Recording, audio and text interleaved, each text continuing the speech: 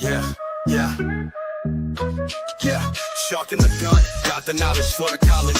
Football show breaks down the odds like scholars. 3-unit bangers, stack of cheddar like towers. Ride the wave, the fame flex in the midnight hours. 9 words of lifestyle, spitting flames, no pity. Dominate the board like kings, ruling the city. Sports, gamble, and hustle. Money moves so gritty, cashing tickets every Friday. Life looking pretty. Ride the wave, feel the rush, hit the game. Shark in the gun, setting fire to the name. 3-unit banging, stack of chips, no shame. Friday night sports kings claiming that fame. Analyze stats, break bread, no sweat. 3-point spreads, risk life, major bet. Cash in pockets, feel. On a suddenly not so casual Friday in December, it is CFB Knowledge for College Bowl edition. It is Friday night, the last one of 2024, December the 27th. The Shark and the Gun right here live. Shark and Bars Nation, X and YouTube, and the GunzPicks channel. We hope you guys are having a great holiday. The new year is coming up. A lot of bowls to discuss. Guns, what's going on, brother? Man, I just hit my 5-unit banger today with Navy, and I am absolutely elated, especially watching my guy, Diego Pavea, just doing work versus Georgia Tech today. Going to possibly make us 2-0, but I digress. We still have bowls on the table, and we want to make sure you guys have the right picks that pay the bills, especially we have one tonight in the Late Night Degenerate special. I can't wait to give out to the people. But, Shark, I am ready to dive in to the non-playoff edition of the Knowledge for College. Let's go. Speaking of Degenerate Friday, why wouldn't this game be played in Las Vegas? 10:30 Eastern, 7:30 local. USC, returning to where they played incredibly well in the opener against a ranked opponent. ESPN National, the Gun, his first official of this show. USC +4. What's going on here? Yeah, it's going to be an electric one with the Las Vegas Bowl here at 10:30. I think this bowl has stepped up its class a little bit, getting an SEC and a Big Ten opponent here. But when we break down this game, I just want to look at USC for a second. Look how this team has performed in their last 4 games. They've outgained opponents by 77 yards per game in their last 4, outgained 3 out of the last 4, including a good Notre Dame squad in their last game. Outgained Notre Dame 121 yards in that game, even though they lost that game by double digits. But when you look at A&M, regress on the defensive end in the last 5 games. They've given up over 400 yards of total offense to their opponents 4 out of the last 5 games. The only opponent that didn't surpass 400 yards of total offense against them in that 5-game sample size was New Mexico State. Go check where New Mexico State is ranked, near the bottom of college football this year, especially in the FBS. But you got to look at A&M. Will be without 3 key starters on the defensive line. That is going to be a detriment to them in this game because that is the strength of that team is their defensive front. It will be very vital that they're not going to be in this one. Now, on the USC side, we talked about opt-outs. We'll be without their top 2 running backs, but they have depth in that position, so I'm not too worried about that one. Brian Jackson will be the main starter and getting the brunt of the reps on this one. He averages 6.1 yards per carry this year every time he touches the ball. And granted, the reason why he hasn't touched the ball that much is because how talented that running back core was all year. But if you want to back A&M this year, you must be broke because they are 3-9 ATS overall this season. They're also 1-7 ATS as a favorite of 3 points or more. And then you have USC 2-1 as a dog this season. And they did it against some very formidable opponents. Penn State, last time I checked, they're still in the college football playoff. LSU, another good team.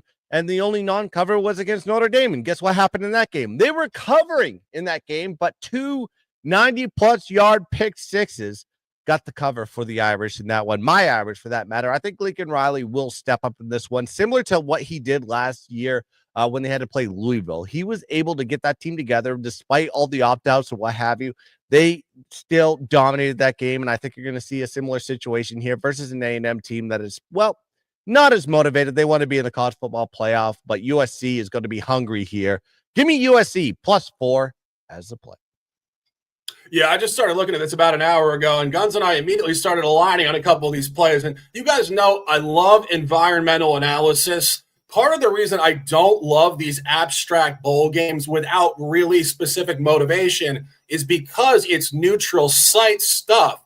But when you see USC having opened the season against LSU in this stadium, there is comfortability here. And it was an incredibly impressive victory, 27-20. At that point, LSU ranked number 13 in the country, obviously fell off since then, but a very similar line, plus 3.5.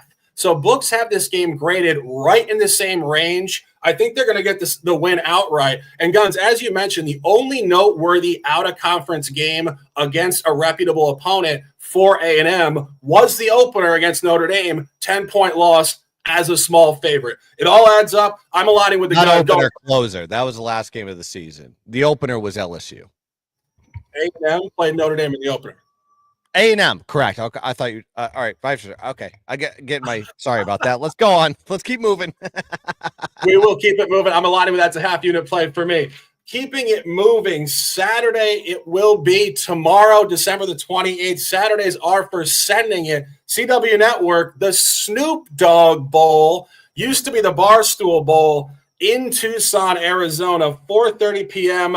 MAC, Miami of Ohio against Colorado State. I was looking at this and I thought to myself, both of these teams were absolutely horrendous out of conference early season, but the gun has been in his lab for about 2 weeks scouring this game and has come up with a hell of an official Miami of Ohio -2.5. Yeah, as my phone is going off right now, bear with me. There we go. All right, let's talk about Miami, Ohio with Colorado State here. The Snoop D-O-double-G Bowl here in Arizona Bowl, formerly known as the Barstool Bowl, formerly known as whatever sponsor picked up the bowl on this one. 4:30 is going to be the kick here on Saturday, and you have two teams that I think is going to be an electric game here with Miami, Ohio, 8-5 on the year, going against Colorado State. That was narrowly close for playing in the Mountain West Championship, 8-4 on the year. What do you got to know about Colorado State? Run-oriented. They want to run the ball a lot here. They're 43rd in rushing yards per play and 55th in yards per game this season. But you're going against a Miami, Ohio team is on the defensive side, underrated as far as the run in the pass. It's 37th in opposing rush yards per play, 42nd in opposing rush yards per game. And then you look at the pass defense, 33rd in opposing pass completion rate, 4th in opposing pass yards per play, and 15th in opposing pass yards per game. And Miami, Ohio's defense holds opponents to 43 yards below their season average every time you go against them. So this is a defense that you have to take note of going into this game. And then Miami, Ohio, what do they want to do? They want to pass the ball. Gabbert's been there for 47 years at this point at Miami, Ohio, but they are ranked 38th in pass play percentage, 41st in pass yards per play, 70th in pass yards per game. And they're going against a Colorado State defense. If you want to take advantage of them, you take advantage of them in the passing game. They're 84th in opposing pass completion rate, 97th in pass yards per game, and they don't get to the quarterback at all. They're 127th in the country in QB sack percentage. That is why you can pass on this Colorado State team. But you look at Miami, Ohio, this is their 6th bowl game under their head coach, all right? They're 1-4 straight up in those games. However, they are 5-0 ATS, 4-0 as a dog. And the one when they were favored, they won outright and covered the spread. So this is a Miami, Ohio team. While you can say what you want about them in non-conference play, when they get into bowl games, they step up and they are prepared. Then we got to talk about the key opt-outs. We always have to look at the situation for the players that are going to be stepping out of this game, and Colorado State has some key ones here. Their top wide receiver and Caleb Goody not going to be playing this game. Their top linebackers not going to be playing, and also they lose 2 starters off their defensive line. So this is a detriment to Colorado State going into this game. And when you look at Colorado State as a dog this year, they've absolutely underperformed. They're 1-3 ATS in those spots, and their only cover was against Oregon State. And guess what? They were a 10-point dog versus them. They lost by 8 points. So was it really a cover? Yes, but still, I mean, we got to look at this from a situational standpoint. We're picking a winner here, and with Miami, Ohio, when they're favored, 3-1 ATS is a favorite of 4 points or less this season, and then Miami, Ohio is just in familiar territory. They're always in bowl games. They're always in the MAC Conference Championship, it seems. They've dominated in that situation. And then when they get to bowl games, they actually show out and they're super motivated. Where a Colorado State team, this is the first bowl game under new head coach Jay Norvell. I don't think they are going to step up in this particular spot. Give me Miami, Ohio here at -2.5 as a play. Yeah, I mean, that's great historical stuff, obviously, with the MAC. And, you saw this last night or the night before, Toledo winning against Pittsburgh in 6 overtimes. The higher level teams within the MAC can compete in these games. Even Bowling Green was right there, one possession, a historically awful Bowling Green team last night against Arkansas State. The Gun throwing all sorts of historical data out here. Miami of Ohio in Arizona. Do it for Ben Roethlisberger. Do it for Wally Zerbiak. Let's cash this ticket. Monday, December 30th, the last Monday of 2024, the only bowl game on Monday, Music City Bowl in Nashville. The home team, the Titans, have been an absolute disaster this year, so we're looking for some upstart football. The Gun has the hat on. The buy hat is engaged. Iowa at +3 official. Yeah, there's going to be a barn burner here with the Big Ten versus the SEC in the Music City Bowl at 2:30 p.m. This is the Monday game here on the 30th. When we look at these two teams, you have an Iowa team, had a great year, 8-4 in the year, but they with Missouri, they had a great year themselves, 9-3 on the year. However, when you break down these two teams statistically, Iowa's strength is been their defense all year. And I think we could say that for the last decade with Iowa, but this is another situation. We have a good Iowa defense, 12th in opposing scoring, 28th in opposing yards per play, 31st in opposing red zone percentage. And then, yes, Missouri does have a good defense. They're decent, but they are a step down in class, I think, as far as what they've done. They're 27th in opposing scoring, 32nd in opposing yards per game, 71st in opposing yards per play, and they're 50th in opposing red zone scoring percentage. And what does Missouri want to do? They want to run the ball, and I think they're going to run it a lot, especially with the depleted wide receiver core. I'll get to that in a second. They're the 39th in rush play percentage, and they're 50th in rushing yards per game. And then you have an Iowa defense that loves stopping the run. That is their strength. 48th in opposing rush yards per carry and 27th in rushing yards per game.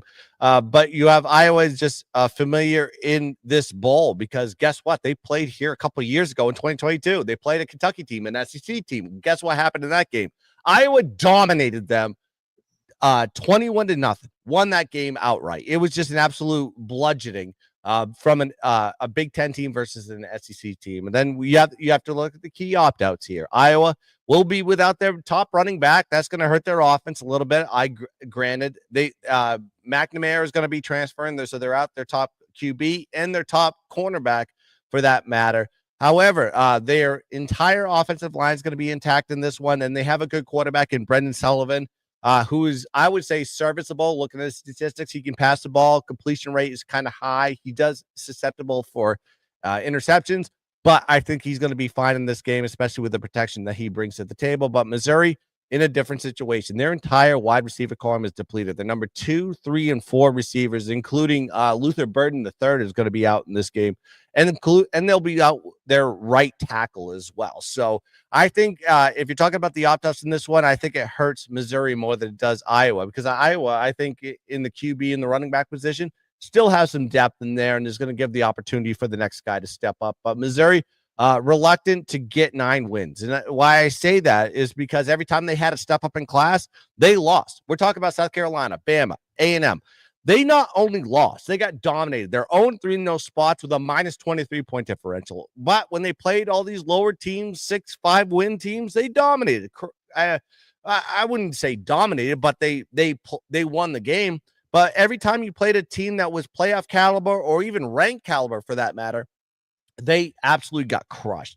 And I think we're going to be seeing a same situation here with Iowa. Iowa at least played with Ohio State for a half before they got beat 35-7.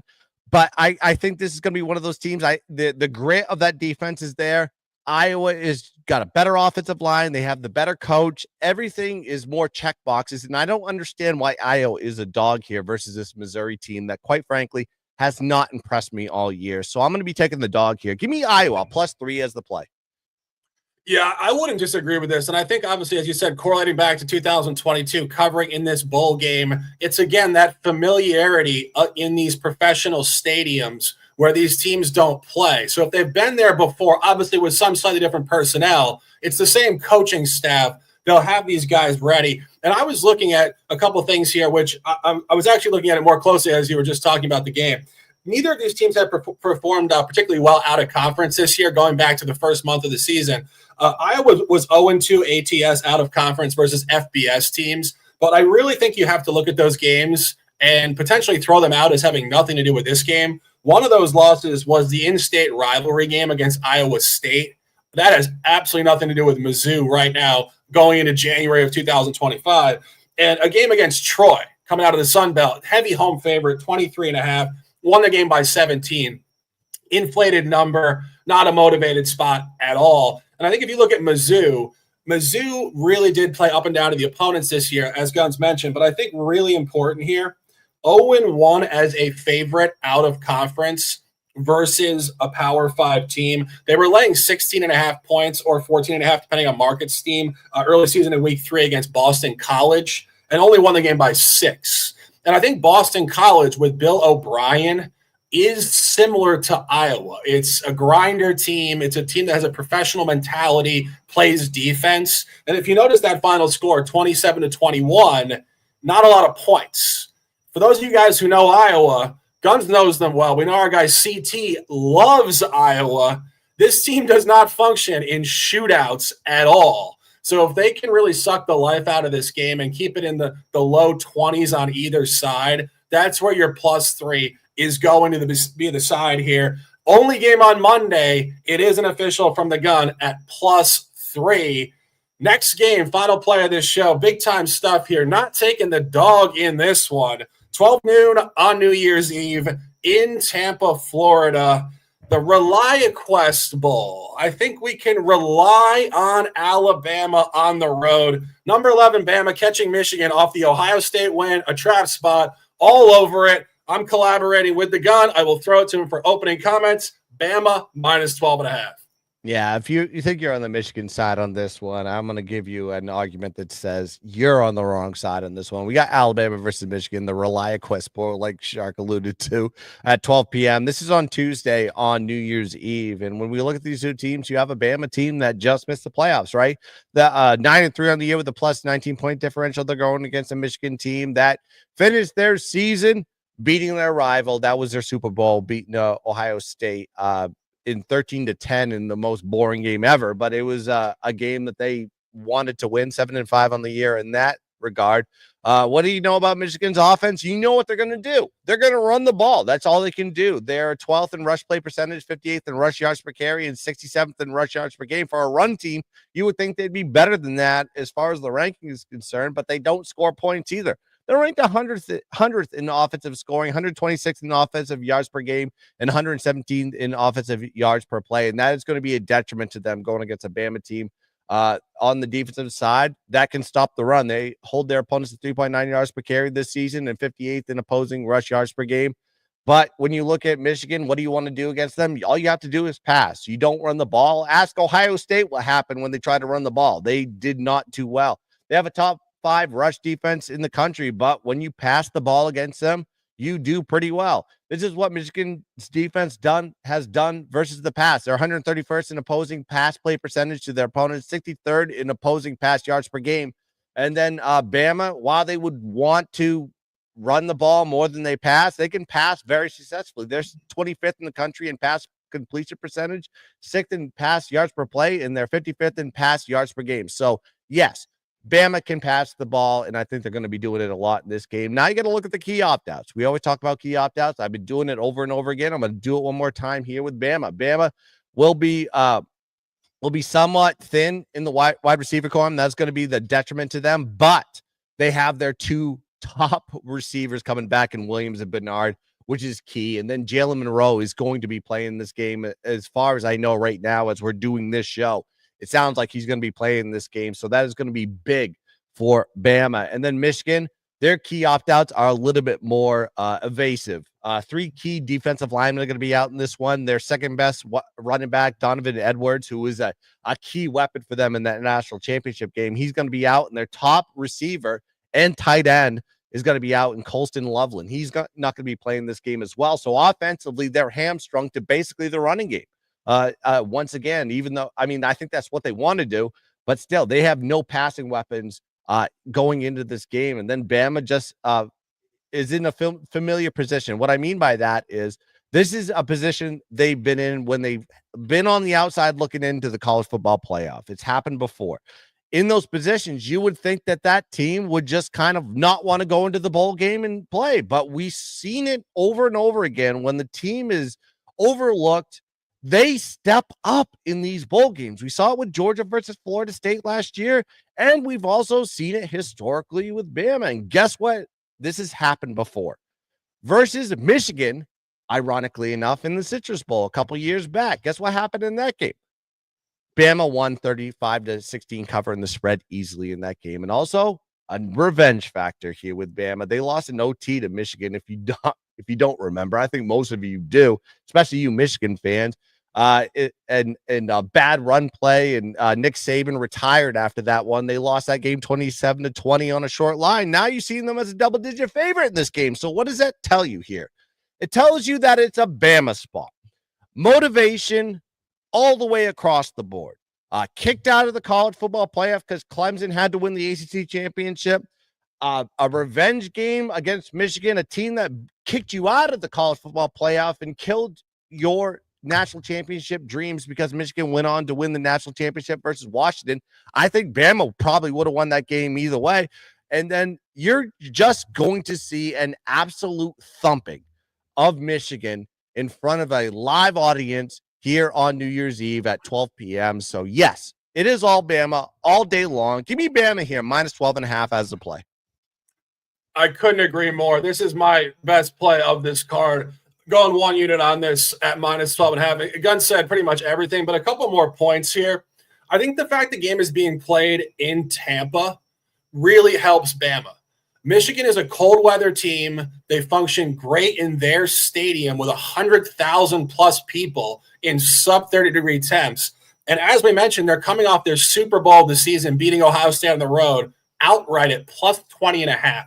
This team peaked. They've been inconsistent all year, and Michigan has been notably poor out of conference, 0-3 ATS. And I think most specifically, their only ranked game out of conference, week 2, September the 7th against Texas, at home took a blowout loss, 31-12. And as Guns mentioned, the revenge in this is very, and the professionalism of Bama will be a showcase in this game. And what I mean by that is not only their professionalism in college football, prospects on Bama who are going to be trying to put tape on record in this bowl game for scouts. So this is not a game they're taking off. This is massive, massive motivation. And final point on this, as Guns mentioned, Bama was the last team out 100%.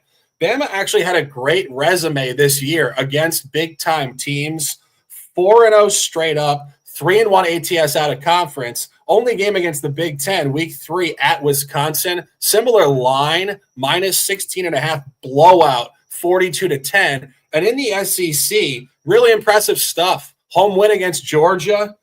Blowout win against Mizzou at home on this line structure, minus 14, 34-0. Blowout road win at LSU, and a real tight loss on the road against Tennessee. Everything is on this. You could make an argument this is the best side in the non-playoff bowl games. I'm on it officially. Except for Navy. Navy, of course. Navy 5-unit banger.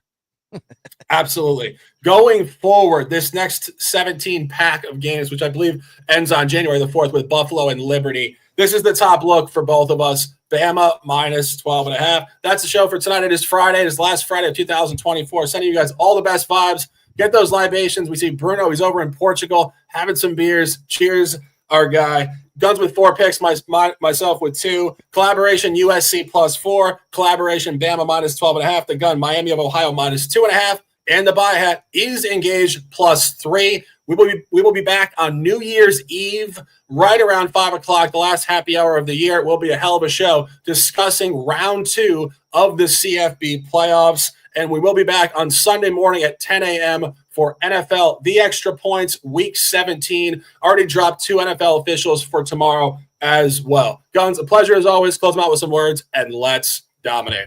Yeah, don't forget to check out the version of the Christmas show that me and Shark did. We gave us some Saturday plays on the NFL, so go check that out.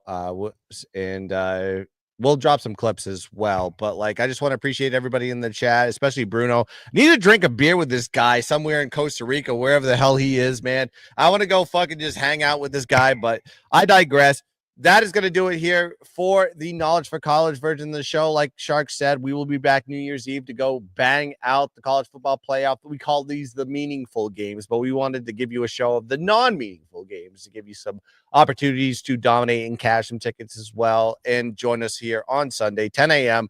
with me, Shark, and the Odds Fellow right here on the Sharky Waters Nation channel and the GunzPicks channel. Make sure you like and subscribe to that. That's going to do it here for Knowledge for College. Let's get some tickets.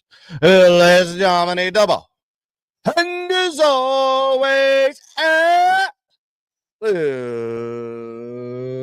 let's keep dancing. Bye-bye.